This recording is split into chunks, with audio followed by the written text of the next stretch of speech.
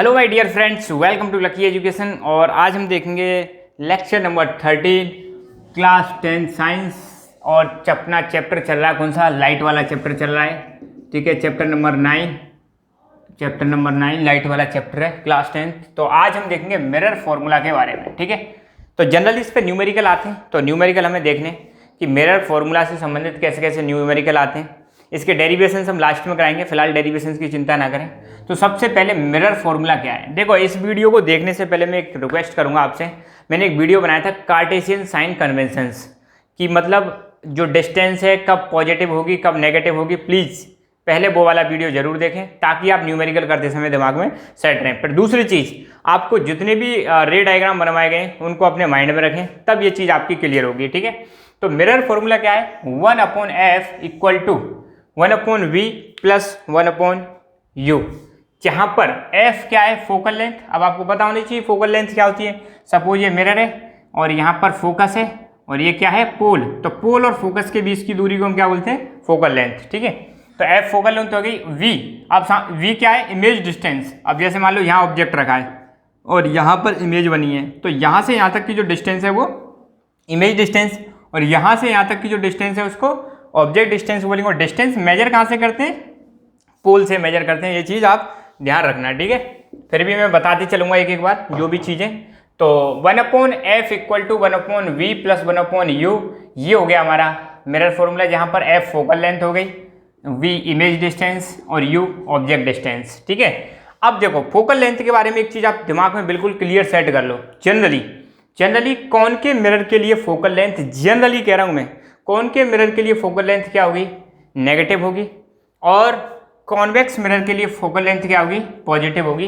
इस चीज़ का आप ध्यान रखें, कौन के मिरर के लिए फोकल लेंथ क्या होगी, नेगेटिव, और कॉन्वेक्स मिरर के लिए फोकल लेंथ क्या होगी, पॉजिटिव। क्योंकि ये चीज़ आपको क्वेश्चन में देख रखेगा कि एक मिरर है उसकी फोकल लेंथ इतनी है, तो वहाँ पे आपको पॉजिटिव और नेगेटिव लेना है। क्योंकि आपने देखा होगा ना, ज़्यादातर कॉनकेव में इमेज कहाँ बनती है, इन्वर्टेड इमेज बनती है, रियल और इन्वर्टेड।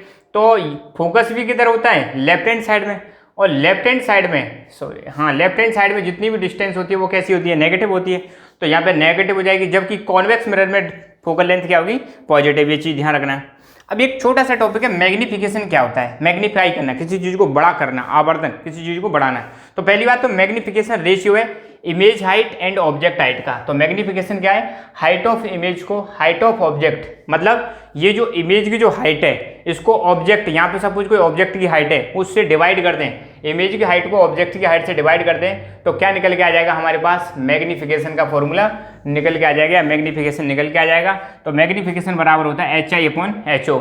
I मतलब इमेज, O मतलब ऑब्जेक्ट। एक और फॉर्मूला है, ये हाइट दे रखी हो तब भी हम मैग्निफिकेशन निकाल सकते हैं। अगर इमेज डिस्टेंस और ऑब्जेक्ट डिस्टेंस ये दोनों दे रखी हैं तब भी हम मैग्निफिकेशन निकाल सकते हैं। तो तब मैग्निफिकेशन का फॉर्मूला क्या होगा, -V/u।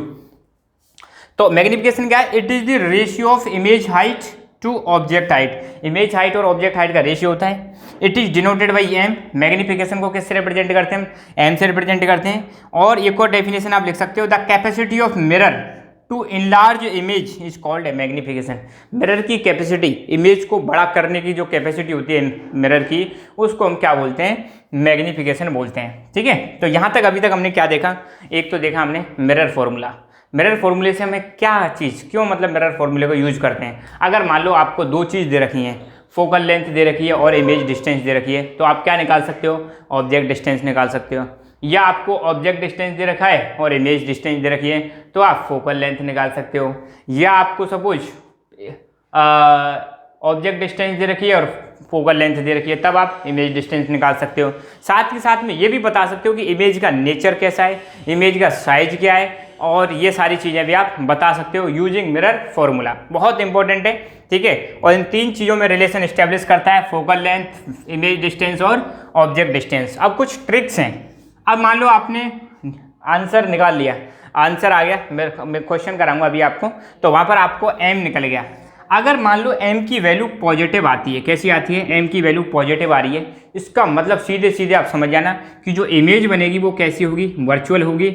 और वर्चुअल जब जब होती है इरेक्ट होगी। ठीक है, तो मिरर के केस में मैंने बताया था, जब जब इमेज कैसी होगी, वर्चुअल, तो साथ के साथ में कैसी होगी वो, इरेक्टेड। जब जब इमेज कैसी होगी, रियल, तब तक कैसी होगी, इन्वर्टेड। इन्वर्टेड मतलब उल्टी, बिलो दी प्रिंसिपल एक्सिस।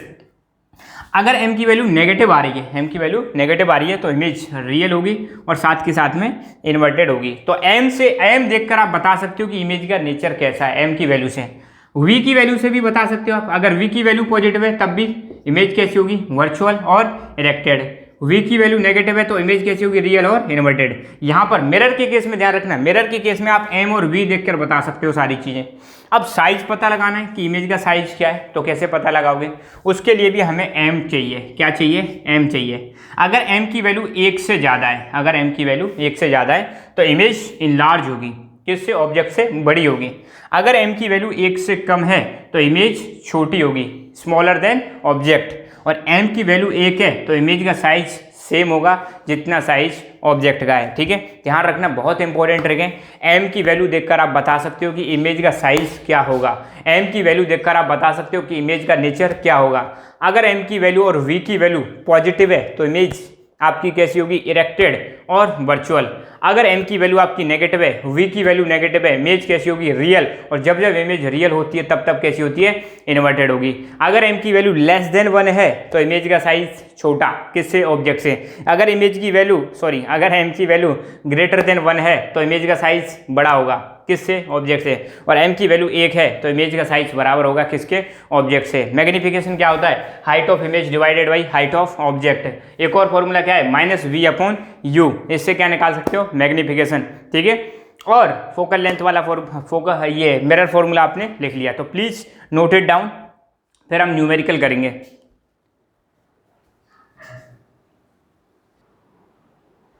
अब हम एक न्यूमेरिकल करेंगे, तो न्यूमेरिकल पर आप ध्यान देना क्या क्या चीज़ें पूछ रहा है। ठीक है, अब तक हमने सिर्फ एक फॉर्मूला देखा और मैग्नीफिकेशन क्या और उसके कई सारे फॉर्मूलेज भी देखे थे।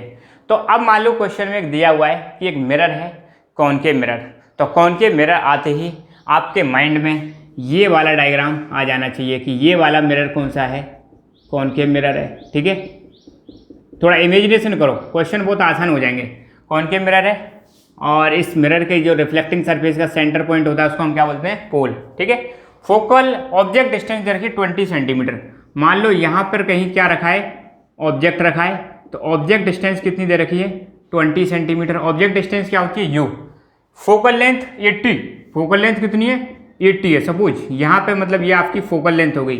फोकल लेंथ कितनी दे रखी है, 80 सेंटीमीटर दे रखी है। तो मैंने बताया था फोकल लेंथ कॉनकेव मिरर में हमेशा कैसी होती है, नेगेटिव। कह रहा है कि इमेज डिस्टेंस निकालो, v निकालो, नेचर निकालो, साइज निकालो। हम सारी चीज़ें निकाल लें, हालांकि पेपर में कई बार वो इमेज डिस्टेंस ही निकलवाता है। ठीक है, तो सॉल्व कैसे करना है, तो सॉल्यूशन देखो, ध्यान दो आराम से कैसे इसको सॉल्व करना है। तो सबसे पहले जो चीज़ दे रखी है उसको लिख दो, गिवन। सबसे पहले हम क्या लिखेंगे, गिवन लिखेंगे। क्या क्या चीज़ दे रखी है, नंबर 1 u कितनी दे रखी है, 20। अब ध्यान दो, मैंने बताया था ऑब्जेक्ट हमेशा लेफ्ट हैंड साइड में रखा रहता है और लेफ्ट हैंड साइड में पोल से लेफ्ट हैंड साइड की जितनी भी डिस्टेंस है उनको हम क्या लेंगे, नेगेटिव।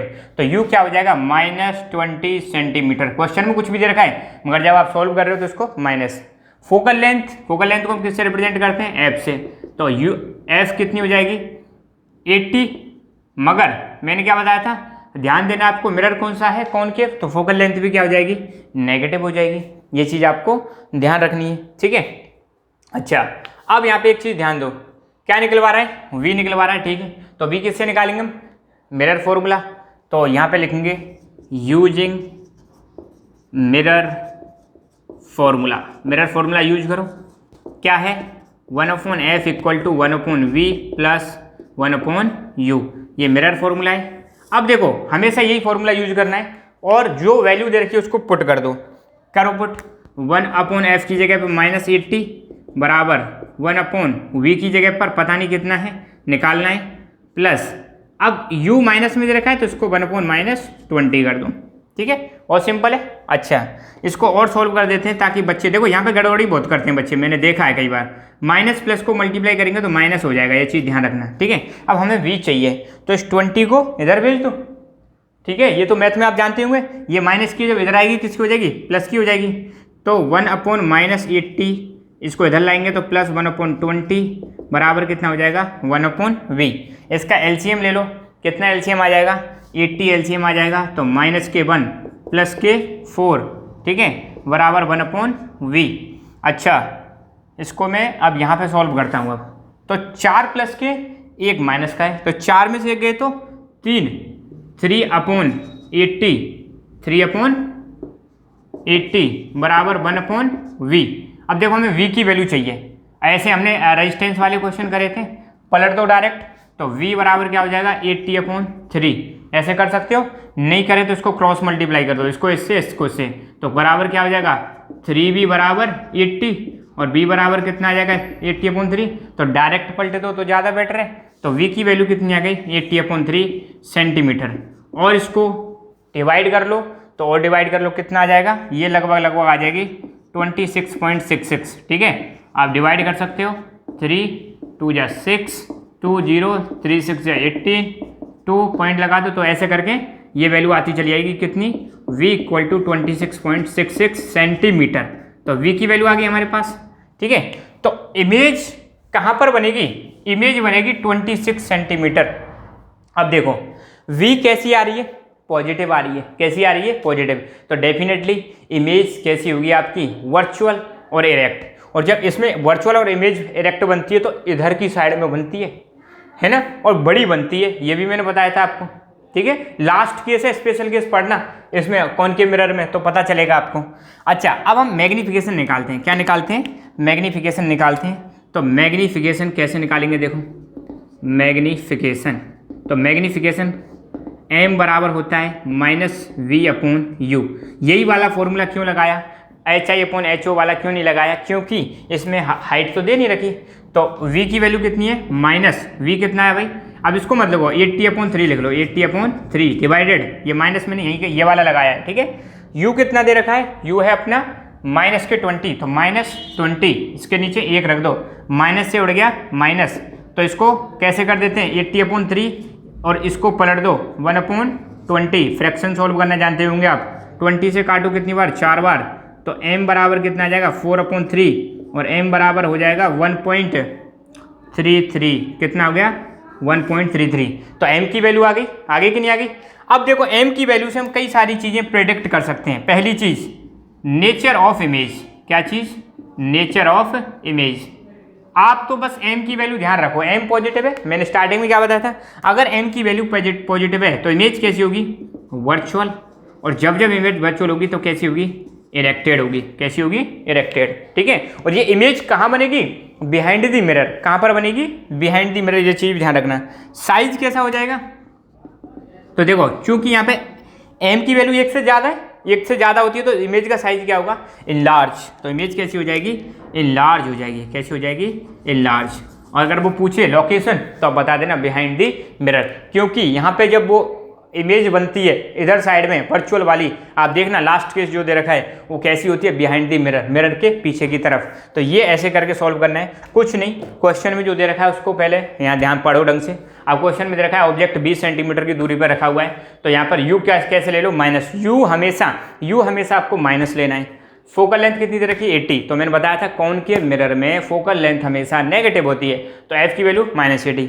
अब ये आपका स्टैंडर्ड फॉर्मूला लिख दो, 1/f equal to 1/v plus 1/u। रटना मत बस चीज़ों को, यहाँ पे ध्यान देना, जो बच्चे रटेंगे तो डेफिनेटली वो मिस्टेक करेंगे, और जो समझ लेंगे कॉन्सेप्ट आपके दिमाग में सेट हो जाएंगे, तो I am sure you are not going to make any kind of mistake in your examination. f की जगह -80 और ये -20, प्लस माइनस माइनस, इन -1/20 को इधर लाओगे तो प्लस का हो जाएगा, इधर से उधर ले जाते हैं तो साइन चेंज हो जाते हैं। एलसीएम लो 80, तो इसको सॉल्व करने पर कितना आ जाएगा 80/3।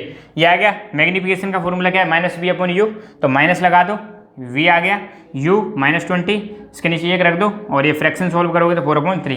तो बहुत आसान है, कोई ज़्यादा दिक्कत नहीं आएगी। ठीक है, और भी मैं क्वेश्चन कराऊंगा। आज के वीडियो में इतना ही, अगला वाला जो वीडियो होगा उसमें बस क्वेश्चन ही क्वेश्चन करेंगे, जितने भी क्वेश्चन है मिरर वाले मैं सारे करा दूंगा आपको। ठीक है, तो बस आज के वीडियो में इतना ही। खुश रहो, मुस्कुराते रहो, पढ़ते रहो। जय हिंद, जय भारत।